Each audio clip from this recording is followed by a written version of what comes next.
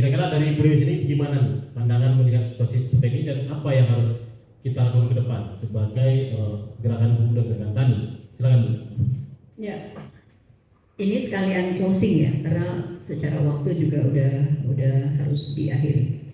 Jadi nggak akan terlalu teknis dan spesifik, tapi begini, justru yang menjadi tantangan adalah pasca May Day kita mau apa? Karena kalau May Day tadi saya bilang di awal harusnya kita sudah lulus urusan apakah itu levelnya solidaritas, bergabung dalam keterpimpinan gerakan buruh kalau di May Day, begitupun di Hari Tani Nasional buruh siap juga dipimpin oleh gerakan agraria, gerakan tani dan lain sebagainya. Jadi ini soal keterpemimpinan gerakan dan harusnya kita sudah lulus dalam artian tadi Kang Agus juga sudah menyampaikan, KPA juga kemarin beberapa kali sudah menyampaikan bahwa kita siap turun sebagai bagian dari gerakan sosial, sebagai indikator kemajuan gerakan kita sebagai organisasi tani, gerakan reforma agraria yang maju.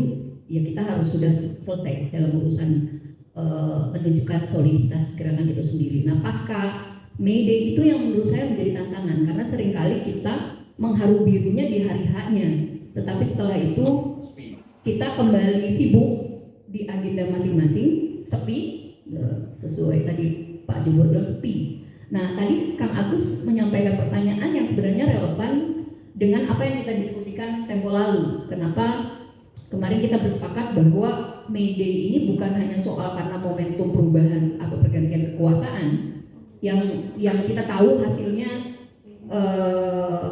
tidak ideal, bahkan terjadi satu kejahatan, tadi bahasa Kang Agus adalah manipulasi konstitusi, sehingga gerakan sosial harus kita kembali bangun.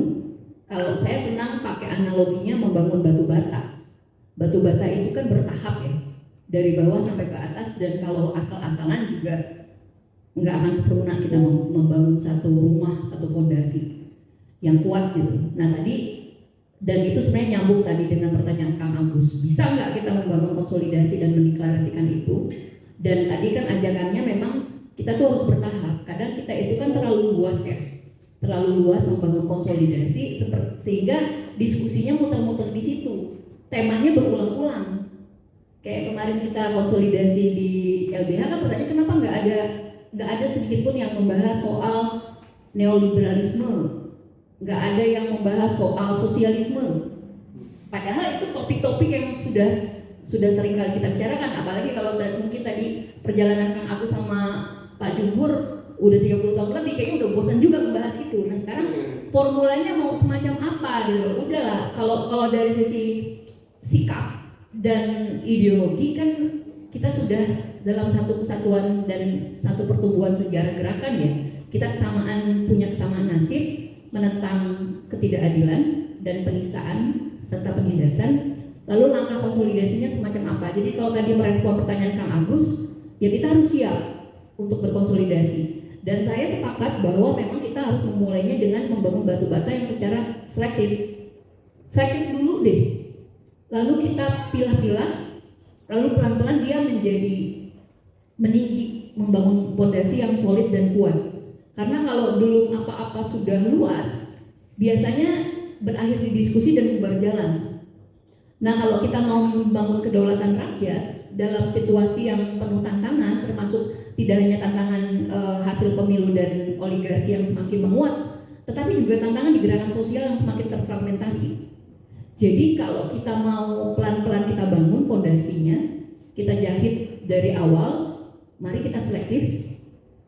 Lalu kita mulai dari yang sudah sepakat itu sejalan bahwa memang konsolidasi gerakan rakyat itu juga harus mulai dibangun, tidak hanya dalam konteks seremonial atau ketemu momentumnya baru berkonsolidasi, tapi mari kita uji di keseharian kita ke depan.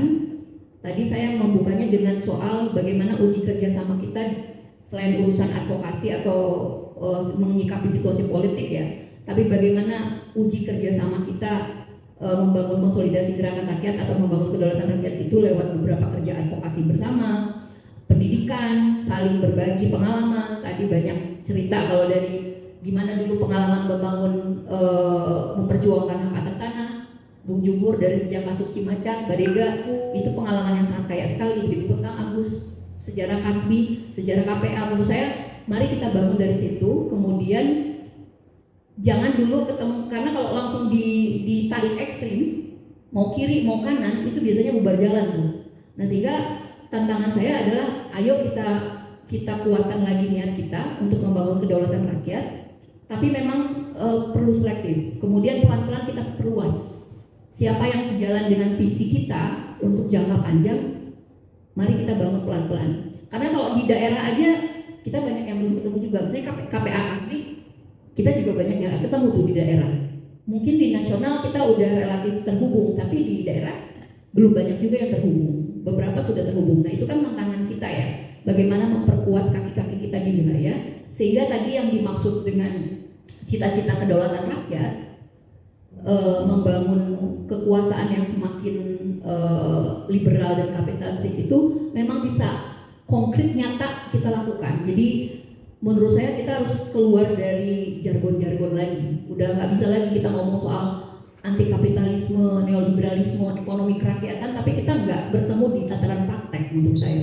Karena itu akan jadi kata-kata lagi gitu. Kita akan hanya berhenti di diskusi-diskusi. Nah menurut saya dengan kekuatan misalnya digebrak, kemudian ada di Bung Jumhur dan kawan-kawan di ABS, bisa nggak kita bangun itu? Pelan-pelan tapinya, karena memang kalau diperluas biasanya bubar jalan kita, dan dia kayak ya hangat-hangatnya di awal saja, setelah itu bubar jalan. Berapa kali kita bikin konsolidasi, berapa kali kita bikin pengadilan rakyat, tapi kan nggak semakin menguat dan solid. Nah mungkin kita perlu membiasakan perdebatan, tapi secara terbatas, baru kita bangun fondasi dan model konsolidasi gerakan rakyatnya semacam apa. Nah menurut saya itu Kang Agus, jadi saya sepakat ya dengan spirit saatnya memang kita membuka sekat-sekat lintas gerakan sebagai suara rakyat yang memang betul-betul solid. Bukan apa lama-lama, makanya bergerak lebih aja dari empat. Besok aja Mei Day, kita aja berempat itu sendiri mendeklarasikan lembaga kedaulatan rakyat, merepresentasi kedaulatan rakyat, ya. Perjuangan itu, jadi Mei Day itu suaranya itu, karena nanti saya rasa akan loncat. Partai-partai yang oposisi juga akan loncat, mendukung kita, Oke. Sip. Berarti kan memang kita bisa ya menggunakan momentum Mei Day itu dengan kita mendeklarasikan Pak Jumhur dan Bu Sunar, mendeklarasikan soal kedaulatan rakyat, persatuan gerakan. Kita mulai dari lingkar terbatas kita, terkecil kita, kemudian kita perbesar pelan-pelan sehingga dia matang. Diumumkan aja besok Mei Day. Di Mei Day itu mau ngapain kalau tidak begitu? Habis isunya oleh pemerintah. Karena Mei Day itu sekarang di upacara pemerintah. Nah, kalau kita berempat mendeklarasikan di pojok mana, jadak gitu loh. Menurut saya, ya. Kalau saya yakin banyak akan mendukung. Gitu. Ya. Siap. Ya, mengumumkan pemerintahan bayangan kata Pak Jumhur katanya. Lawan. Ya. Kekuatan. Oke. Ideologi dan politisi gitu. Siap, Pak Agus. Saya pikir secara nilai dan spirit sama ya. Tinggal nanti teknisnya di media dan strategi semacam apa. Ini orang terpuji puluhan tahun orang nggak pernah hianat. Yang pada bangsa ya. Ya, mungkin itu dari saya. Ya, terima kasih Bu Dewi. Ya, selanjutnya saya minta juga ke Bang Jumhur ya, mungkin karena waktu kita sudah ini. Ya, ngasih statement penutup nih Bang. Apa penutupnya nih untuk Mei Day ke depan dan Mas ini mau ngapain kita? Karena pertanyaan diskusi hari ini kan sudah terjawab ya, tapi memunculkan lagi pertanyaan nih yang mungkin ke depan bisa kita segerakan lagi perkumpulannya ini konsolidasi ke depan. Jadi mau ngapain nih pas Mei Day ini? Termasuk juga saya minta ke Bang Jumhur untuk kasih statement penutup ya untuk diskusi ini. Kalau saya sih sederhana aja, udah ada lagunya kan, buruh tani mahasiswa rakyat miskin kota bersatu padu rebut demokrasi, udah jelas itu. Jadi ngapain lagi kita pusing-pusing? Tinggal kita sepakat, ya udah kita deklarasikan. Kalau Kang Agus tadi bilang, entah namanya apa tadi, ada kedaulatan rakyat, rebut apa semua itu, ya saya sih nggak ada masalah. Saya perjuangan di semua front, semua lini, semua front yang harus ada. Dan syukur setiap front itu ya artinya dia tidak sendirian kan. Kalau KPA ngomong berarti di belakangnya ada serikat buruh, ada dari mana lain dan sebagainya dan sebagainya. Jadi saya rasa udah bagus dan itu tadi sering bilangnya rakyat mana tadi apa aman, KPA aman, apalagi misal adat kan tadi ada 4 atau 5 gitu. Nelayan tradisional. Nelayan, jadi saya rasa sih itu udah benar-benar nggak ada lagi yang bisa mengklaim rakyat kalau sudah itu semua ya. Kalau SPSI sebentar Kak Agus, SPSI saya rasa mohon maaf itu organisasi yang gede banget itu. Kalau SPSI terlibat atas perintah Kang Agus, buruh udah terwakili itu. Tambah dengan Kasbi, tambah dengan yang lain-lain, wah udah mayoritas. Ini nggak main-main serius loh ini. Kalau ke SPSI itu. Ini udah muka-mukanya penjemur, muka-muka anak, muka-muka teruji, muka-muka serius, muka-muka yang tidak cawe-cawe gitu. Dan muka-muka saling bersatu ini. Oh iya. Ya, setuju saya. Jadi intinya rebut kedaulatan rakyat, rebut demokrasi. Ya, dan kita akan ada di depan dalam sebuah perjuangan itu. Terima kasih. Oke, terima kasih Kang.